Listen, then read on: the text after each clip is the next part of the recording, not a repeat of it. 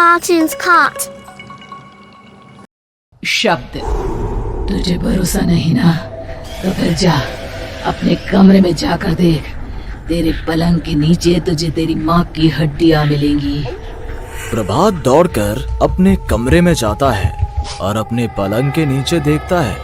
वहां पर सचमुच एक कंकाल पड़ा हुआ था और उसके शरीर पर जो कपड़े थे वो प्रभात की माँ के थे।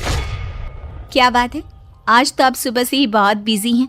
ऐसा क्या लिख रहे हैं? बस एक फैमिली की कहानी लिख रहा था। जैसे हमारी फैमिली है ना, तुम, माँ और मैं, लेकिन थोड़े अलग तरीके से, क्योंकि ये कहानी हॉरर है और इसमें जो आदमी है ना, मैंने उसकी बीवी को मार दिया है। मतलब कहानी में ऐसा लिखा है। और जानती हो, उसके बाद जो बीवी है ना, वो एक बुरी आत्मा बन जाती है। क्या बेटा, इस तरह की डरावनी कहानियां क्यों लिखता है तू? जानता है ना, हम जो सोचते हैं, जो लिखते हैं, हमारा दिमाग पूरा दिन वैसा ही होता रहता है। माँ, परेशान होने वाली क्या बात है? राइटर हूँ मैं, मेरा तो काम है कहानियां लिखना। और वैसे भी ये सिर्फ एक कहानी है माँ, कोई सच नहीं है। उसके बाद कुछ दिन बीत जाते हैं। एक रात प्रभात को अपने ऑफिस से लौटने में देरी हो जाती है। रात के लगभग 12 बजे हुए थे। प्रभात जैसे ही अपने घर पहुंचता है, उसने देखा कि उसकी पत्नी दुर्गा डाइनिंग टेबल पर उसका इंतजार कर रही है। आ गए आप? कब से आपका इंतजार कर रही थी। देखिए ना, खाना भी ठंडा हो गया है। अरे दुर्गा, आज तुमने अपने इतने लंबे लंबे बालों को खोलकर क्यों रखा है? तुम तो हमेशा अपने बाल बांध कर रखती हो। वो क्या है ना प्रभात, जब इंसान अपनी जिंदगी से मुक्त हो जाता है ना, तो उसे दूसरे सारे बंधन खोल देने चाहिए। इसलिए मैंने अपने बालों के बंधन भी खोल दिए। ये तुम किस तरह की बातें कर रही हो? तुम ठीक तो हो? मैं बिल्कुल ठीक हूँ प्रभात। अच्छा चलो खाना खाओ। वो क्या है ना दुर्गा, मुझे भूख नहीं है। ऑफिस में कुछ खा लिया था। कोई बात नहीं, मैं तुम्हारे लिए एप्पल काट देती हूँ, एप्पल खा लो। नहीं दुर्गा, मुझे नहीं खाना है, मेरा मन नहीं है यार। तभी अचानक से दुर्गा अपने हाथ में एक बड़ा सा चाकू लेकर प्रभात पर हमला कर देती है। प्रभात अपने आप को बचाने की कोशिश करता है। आज मैं तुझे नहीं छोड़ूंगी, तुझे अपने साथ लेकर जाऊंगी अपनी दुनिया में। ये क्या बोल रही हो तुम? तुम्हारा दिमाग खराब हो गया है। आखिर तुम हो कौन? दुर्गा अपनी गर्दन टेढ़ी करते हुए बोलती है, मैं दुर्गा हूँ, तुम्हारी पत्नी। ध्यान से देखो मेरी आंखों में। प्रभात बुरी तरह से डर जाता है और घबराहट में वो चाकू अपनी पत्नी के पेट में मार देता है। उसकी पत्नी की वहीं के वहीं मौत हो जाती है और उसकी चीख की आवाज सुनकर उर्मिला दौड़ते हुए बाहर आती है। ये तूने क्या किया प्रभात? तुमने अपनी पत्नी का खून कर दिया। लेकिन तू तो उसे बहुत प्यार करता था बेटा। तूने बहू को क्यों मार डाला? माँ, ये आपकी बहू नहीं थी, इसके अंदर कोई बुरी आत्मा घुसाई थी। मैं नहीं जानता ये सब कैसे हो गया, लेकिन वो मुझ पर हमला कर रही थी, मुझे मारने की कोशिश कर रही थी। माँ, मैंने कुछ नहीं किया। ये तूने क्या कर दिया बेटा? दुर्गा ने मुझे कहा था कि वो तेरी कहानी के उस कैरेक्टर की तरह एक्टिंग करके तुझे डराने की कोशिश करेगी। अरे वो तो तेरे साथ मजाक कर रही थी। हे भगवान, ये क्या हो गया? इसका मतलब दुर्गा। लेकिन माँ, मैंने जो कहानी लिखी थी उसमें भी ऐसा ही हुआ था। उस औरत ने अपने पति के साथ मजाक किया और गलती से उसके पति ने उसके पेट में चाकू मार दिया। मेरी कहानी सच कैसे हो सकती है? माँ, मुझे बहुत डर लग रहा है। अब ये सोच, दुर्गा की लाश का क्या करें हम? अगर गलती से भी ये बात बाहर फैल गई ना, तो तुझे पूरी जिंदगी जेल की सलाखों के पीछे रहना पड़ेगा। एक काम करते हैं माँ, हम घर के पीछे वाले बगीचे में उसकी लाश को दबा देते हैं। अगर कोई पूछेगा तो कह देंगे कि उर्मिला अपने मायके गई और फिर एक दिन हम भी अचानक यहाँ से कहीं दूर चले जाएंगे। कोई नहीं आएगा हमें पूछने, कोई नहीं आएगा माँ, बाद में जो होगा हम देख लेंगे। प्रभात अपनी माँ उर्मिला की मदद से दुर्गा की लाश को अपने घर के बगीचे में गाड़ देता है। कुछ दिन तो ऐसे ही बीत जाते हैं, लेकिन एक दिन अचानक रसोई से आ रही कुछ आवाजें सुनकर प्रभात की नींद खुलती है। प्रभात ने देखा कि वहां पर एक लंबे बालों वाली औरत दूसरी तरफ चेहरा करके खड़ी हुई थी। कौन है? कौन है वहां पर? अरे कौन हो तुम? मैं दुर्गा हूँ प्रभात। क्या हुआ? मुझसे इस तरह के सवाल क्यों कर रहे हो तुम? तुम दुर्गा नहीं हो सकती। दुर्गा तो प्रभात, मैं तुम्हारी पत्नी हूँ, तुम मुझे कैसे भूल सकते हो? 4 दिन के लिए मायके क्या चली गई, तुम तो मुझे भूल ही गए। अब अगली बार ना मैं कहीं नहीं जाऊंगी। पता चला तुमने तो मुझे पहचानने से ही इनकार कर दिया। नहीं, तुम दुर्गा नहीं हो सकती। तुम दुर्गा हो ही नहीं सकती। मैं जानता हूँ ये सब क्या हो रहा है। मैंने अपनी कहानी में लिखा था कि उस आदमी की पत्नी की मौत के बाद एक बुरी आत्मा उसका रूप लेकर उसके घर में आ जाती है। तुम वही हो ना? और अचानक से खूबसूरत दुर्गा का चेहरा काला पड़ जाता है। उसकी आंखें लाल हो जाती हैं और पूरे शरीर पर बाल, लंबे नुकीले नाखून, उसके दोनों पैर उल्टे हो जाते हैं और बेहद डरावनी आवाज में वो चिल्लाकर कहती है, बुरी आत्मा, मेरा खून करके मुझे अपने ही घर में गाड़ कर तू मुझे बुरी आत्मा कह रहा है? मैं तुझे छोड़ूंगी नहीं। और अचानक से प्रभात के घर में बेहद डरावनी आवाजें गूंजने लगती हैं। घर में चारों तरफ बहुत सारी बुरी आत्माएं नजर आने लगती हैं। प्रभात घबरा कर अपनी माँ को आवाज देता है, माँ कहाँ है आप?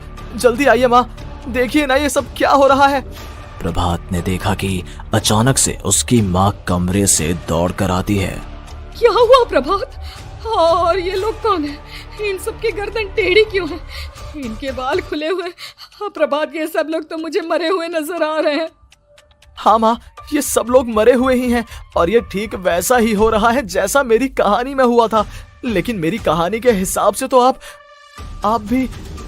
अचानक से उर्मिला का रूप बदल जाता है। वो भी एक डरावने साए की तरह बन जाती है और बेहद डरावनी आवाज में चिल्ला चिल्ला कर कहती है, मर गई तेरी माँ।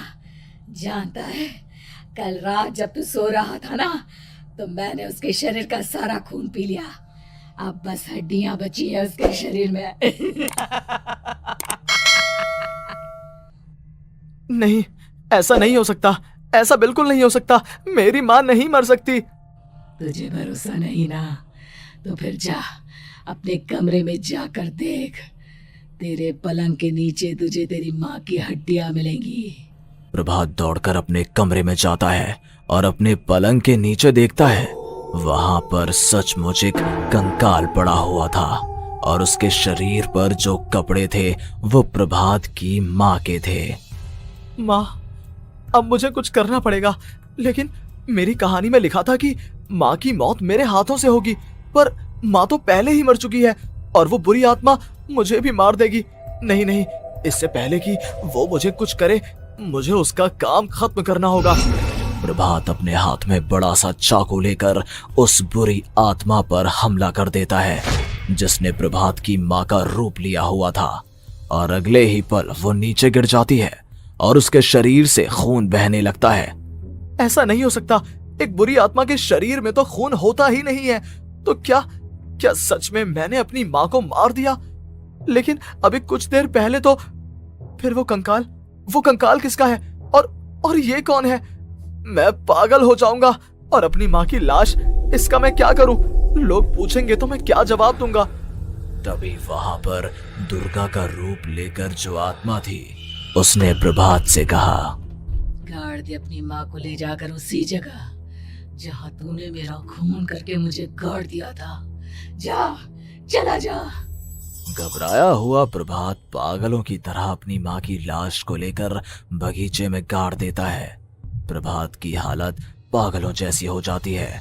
वो अपने आप को अपने घर में बंद कर लेता है। कहानी के हिसाब से तो आगे ये हुआ था कि कहानी लिखने वाले ने उन बुरी आत्माओं से डरकर आत्महत्या कर ली थी। तो क्या मैं भी मर जाऊंगा? क्या मैं भी आत्महत्या कर लूंगा? एक काम करता हूँ, मैं अपनी कहानी का अंत बदल देता हूँ। हाँ, ये मैंने पहले क्यों नहीं सोचा। मैं लिख दूंगा कि कहानी को लिखने वाला आत्महत्या नहीं करता, बल्कि कहीं दूर जाकर नए सिरे से अपनी जिंदगी शुरू करता है। यही सोचकर प्रभात ने अपनी लिखी हुई कहानी को बाहर निकाला और उसे पढ़ना शुरू किया। ये देखकर वो हैरान रह गया कि कहानी का क्लाइमैक्स तो किसी ने पहले ही बदल दिया था। ये क्या? इसमें तो लिखा हुआ है कि आखिर में उस लेखक की पत्नी और माँ दोनों बगीचे में जिंदा दफन थे। बुरी आत्माओं ने उनको कैद करके रखा था और वो लेखक अपनी माँ और पत्नी दोनों को जिंदा बाहर निकाल लेता है। लेकिन ये सब लिख किसने दिया? प्रभात दौड़कर बगीचे में जाता है और वहां पर खुदाई करना शुरू कर देता है। प्रभात देखता है कि वहां पर लकड़ी के 2 बड़े संदूक हैं और उनके अंदर से आवाजें आ रही हैं।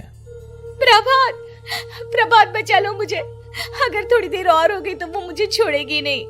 बेटा देखो, मैं इस बक्से के अंदर बंद हूँ, प्लीज मुझे बाहर निकालो, वो बुरी आत्मा किसी भी वक्त मुझे मार डालेगी। प्रभात वो दोनों बक्से बाहर निकालता है और अपनी पत्नी और माँ दोनों को आजाद करवा लेता है। लेकिन तभी वहां पर अचानक से एक बेहद डरावनी और खौफनाक दिखने वाली औरत आ जाती है। तुझे क्या लगा था इतनी आसानी से अपनी पत्नी और माँ को बचा लेगा? बस 5 मिनट और उसके बाद अमावस का चांद आसमान में आने ही वाला है। लेकिन तूने इन दोनों को बाहर निकाल लिया, अब तुझे मरना होगा। नहीं, मैं जानता हूँ मैं नहीं मरूंगा, और अब आगे क्या करना है ये भी मुझे पता है। प्रभात ये बहुत खतरनाक है, हमें मार डालेगी प्रभात, चलो यहाँ से। नहीं दुर्गा, अब मुझे अच्छी तरह से पता चल चुका है कि इस बुरी आत्मा से हम कैसे पीछा छुड़वा सकते हैं। और इतना कहकर प्रभात अपने हाथ में पकड़ी हुई सिंदूर की थैली उस बुरी आत्मा के ऊपर उछाल देता है। कुछ ही देर में वो जमीन पर गिरकर राख में बदल जाती है। ये सब क्या हो रहा था बेटा? ये सब तुम्हारी लिखी हुई इस कहानी की वजह से हुआ है ना? नहीं माँ, पहले मुझे भी ऐसा ही लगा, लेकिन बाद में पता चला कि बरसों पहले हमारे इस बगीचे की जमीन के अंदर किसी को जिंदा गाड़ दिया गया था और बस उसी औरत की आत्मा हमें परेशान कर रही थी। उसी ने मेरे शब्दों में जान डालकर उस कहानी को जिंदा कर दिया था। मुझे माफ कर दो प्रभात, मैंने आपकी कहानी के साथ छेड़छाड़ की थी और उसे बदल दिया था। माफी मांगने की जरूरत नहीं है दुर्गा, तुम्हारे उस बदलाव की वजह से ही आज हम सब जिंदा हैं, क्योंकि आखिर में कहानी में वो हुआ जो तुमने लिखा था।